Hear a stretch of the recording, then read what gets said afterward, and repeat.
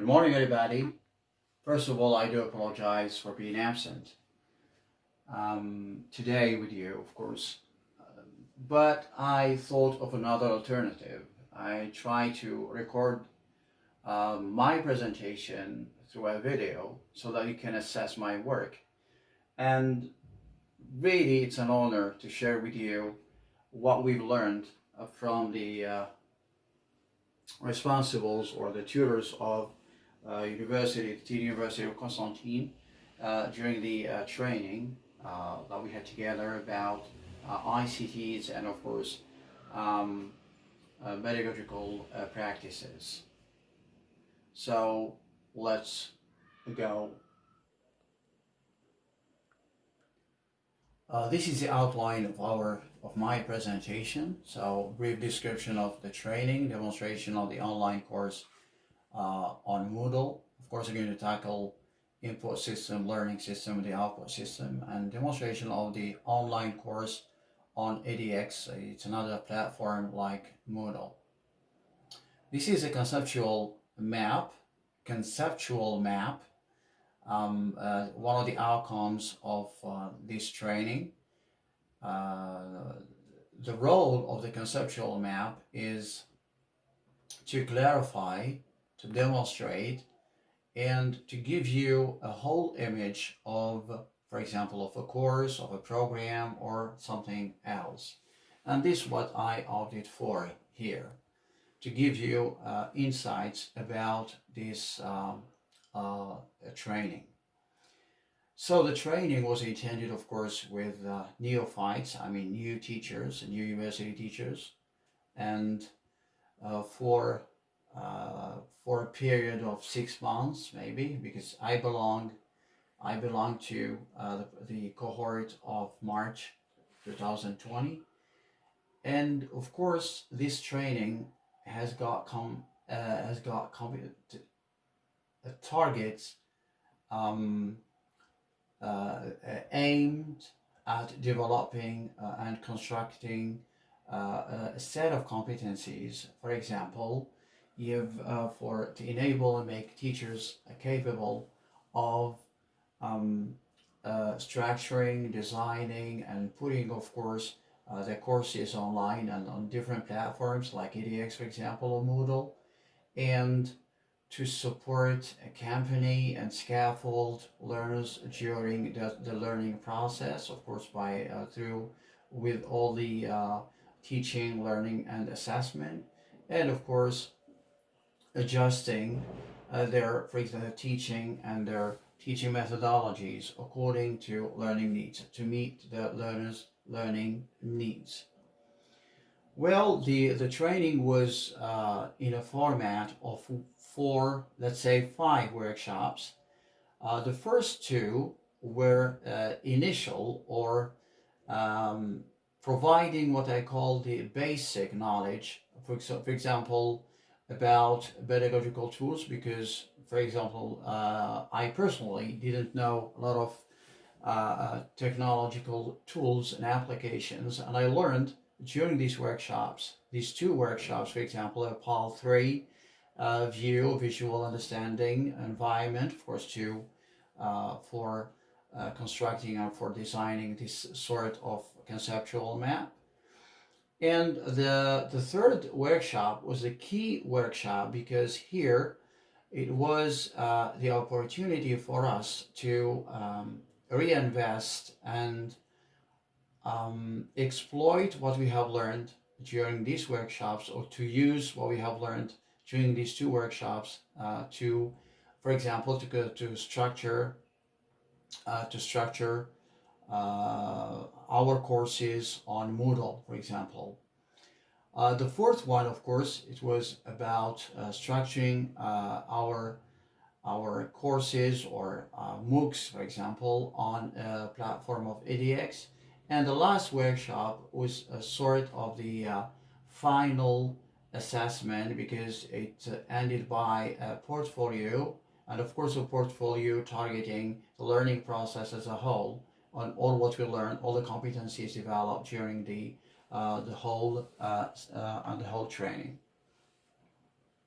For the methodology used, and I like so much the methodology because I found myself here because I am as a student in constructivist school. I found the methodology used really constructivist, based on cognitive and social constructivism, based on active learning, based on what you call learning by doing, John Dewey, and of course for the tasks were about pair work, group work, and sometimes we work individually. And of course, the tasks were varied, diverse, um, and especially for an assessment. For assessment was really constructivist. It was based on peer assessment. It was based on even self-assessment. Okay, and I like the fact that we were given the opportunity or the chance as a collaborative to design a collaborative. To design an evaluation grid, and this is good because in the past assessment criteria were really imposed on learners, but now it's because it is bottom up and it's based on constructivism. So I think it is a good idea to give the opportunity to learners so that they self-direct and they work together, they work on their own to elaborate or to design their own evaluation grid, for example. Of course, for the resources for this and during this, we were really helped by different kinds of resources. Some of them were what we call human mediation, because we know in constructivist philosophy there is always the notion of mediation, or what you call, because you cannot learn directly from experience, but you learn from experience on the basis of what you have constructed as a prior knowledge, or what you have got from interaction with another person, for example. So a human mediation, it was represented by the tutors' work. We were really helped by at the level of administration, at the level of technology, some technical, because we had some technical problems, and sometimes we had some help from the tutors, of course, concerning this, and their feedback. Of course, constructive feedback means how to evolve and how to bridge the gaps that you have, or to plug the gaps that you had before this, and to improve your competency, to improve your actions. And of course, we have the material mediation. Material mediation is concerns the videos, PDF, documents, all that concerns this. They were really helpful. And of course, symbolic mediation, that means the prior knowledge that we had during the workshops, the prior workshops, for example, the previously, the former workshops, for example, like workshop 1 and 2, and they were really a prerequisite for other constructions, and this was really fruitful. For our competencies, what we learned, I learned, for example, a lot of technological tools and applications, because I didn't know before, like Opal, like Vue, for example, and I know how to exploit them, how to, doing my work, for helping me in my work, in putting, for example, a course online, and designing, of course, structuring, designing a course online, and of course how to support our learners during their learning process. Now let's go to Moodle.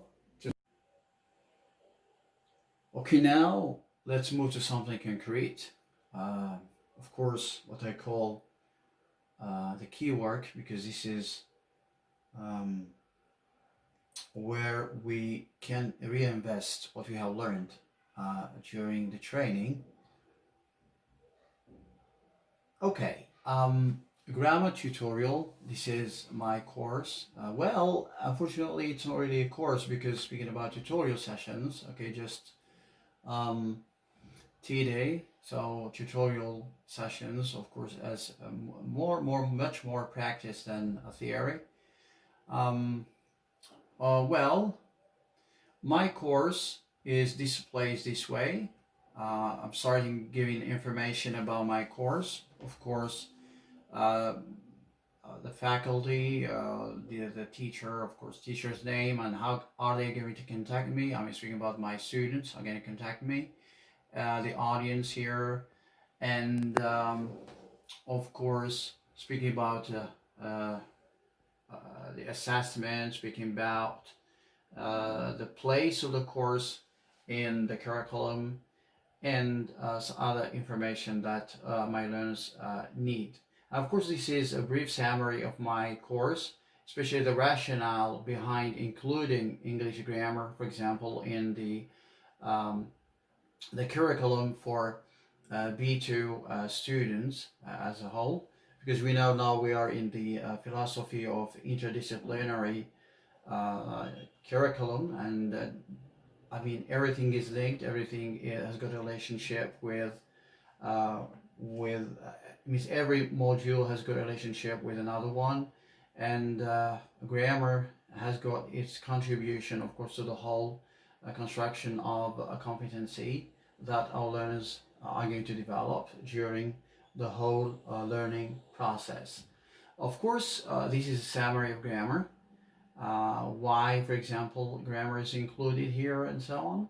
Of course, the aims are based on or split into three: knowledge, skills, and attitudes.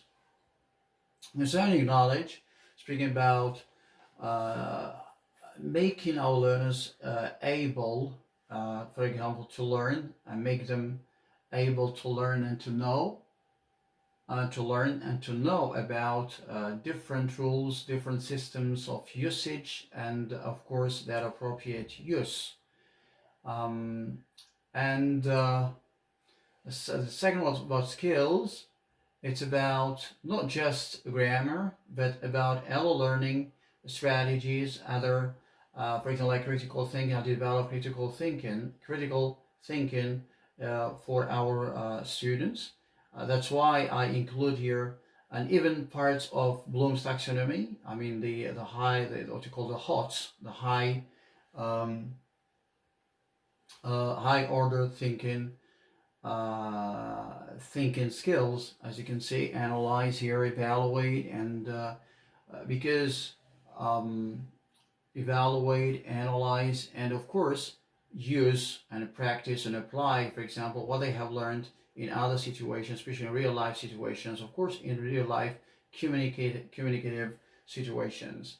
Attitudes means how to equip them with self-confidence and reduce or lower their affective filter, Krashen's affective filter, so that they can communicate easily and without any breakdowns in their communication. Of course, our prerequisites, and here I'm going to tackle something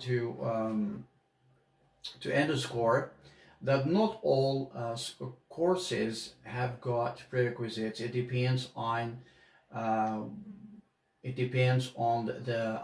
requirement of the course, because prerequisites are really essential for constructing something new, starting from the known to the unknown. And of course, first of all, we start by plugging in the gaps that our students could have, for example, and then we start by something new. And of course, this is the content. Of course, and there is the link here. They can download the whole content. Okay. Of course, this is a preliminary. I'm starting by preliminary about grammar. To have an idea, insights about grammar. What is grammar? The importance of teaching grammar, for example. There's some tests here. The pre-tests and tests here. And of course, chapter 2, past tenses, as you can see, English grammar. So, chapter 2, this is my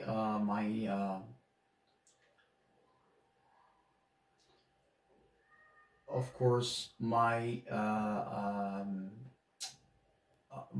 input system. Okay, now speaking about the learning system, of course, you got the chapters are here, the activities, and of course the tests, and all that concerns the learning process, and even the strategies, the methodologies used here. I opted for the implicit teaching grammar implicitly. I mean, they have what we call guided discovery and guided discovery too. So learners are guided, and sometimes they putting or put in problem solving situations so that they can find solutions, they can find the rules themselves, and they can analyze, for example, scope out any communicative situation to find out the rules and especially the appropriate use. And this is my aim in general. Of course, okay, good. Now these are some tests as I said here. So you got, for example, like the single here ordering, but this is a pre-test for ordering state and action verbs. And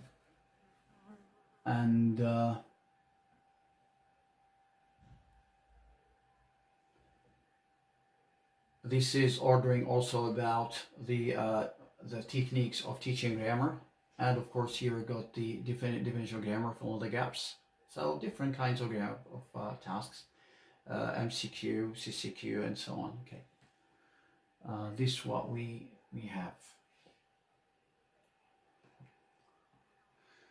Okay, thank you so much for your attention, and I would like to have an idea if there is time to move to edX, because I put my course on another platform, which is edX, and edX is a platform that is used for MOOCs, and it was designed by MIT and Harvard University. It is good for grade number. Sometimes it's free. It depends on the option of the learner. If you want to a certificate, so it's not for free, you have to pay. And this is what this is my course on edX. This is my course on edX. Thank you so much for your attention. And again, I do apologize for being absent, for missing this learning opportunity, and to learn about others, because if you attend and if you're being assessed of your work, so you learn a lot. Thank you so much. Goodbye.